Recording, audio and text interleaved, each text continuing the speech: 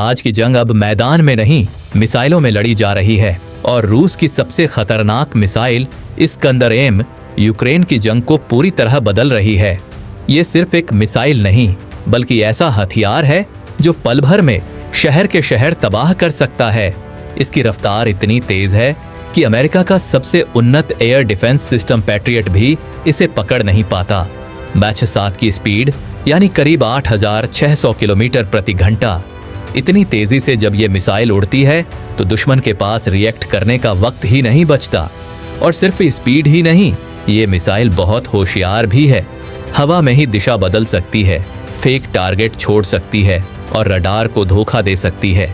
इसका मतलब है जो टारगेट ये चुनती है उसे मिटाना लगभग तय होता है। रूस इस मिसाइल का इस्तेमाल यूक्रेन में अब तक कई बार कर चुका है। सबसे बड़ा शॉक तब लगा जब इस्कंदर-M ने पैट्रियट मिसाइल सिस्टम को ही तबाह कर दिया, वो भी एक नहीं कई बार।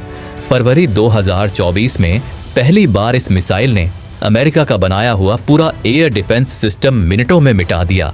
और फिर मार्च, जुलाई और अगस्त में और भी हमले हुए, जिनमें कमांड सेंटर्स, रडार स्टेशन और लॉन्च व्हीकल्स सब बर्बाद कर दिए गए।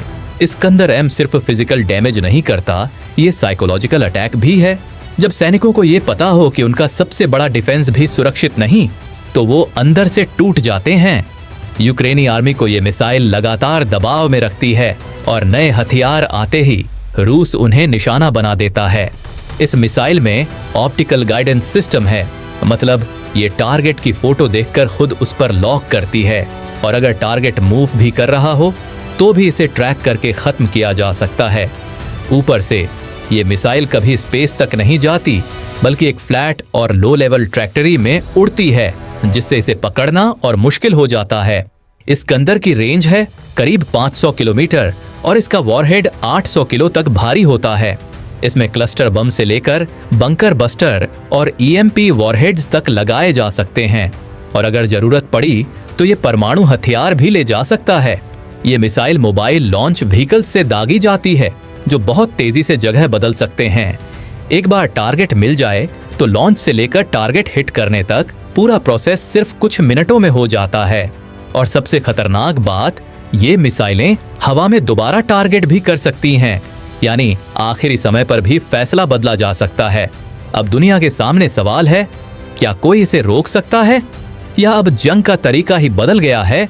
क्योंकि अगर इस तरह की मिसाइलें इस रफ्तार और एक्यूरेसी के साथ चलती रहीं तो आने वाले कल की लड़ाइयां सिर्फ बटन दबाने तक सीमित रह जाएंगी। अगर आपको लगता है कि जंग अब भी पुराने हथियारों से लड़ी जाती है तो शायद इस वीडियो ने आपकी सोच बदल दी होगी। इसे शेयर कीजिए, सब्सक्राइब जरूर करें और कमेंट करके बताइए, क्या वाकई दुनिया इस तरह की मिसाइलों के लिए तैयार है?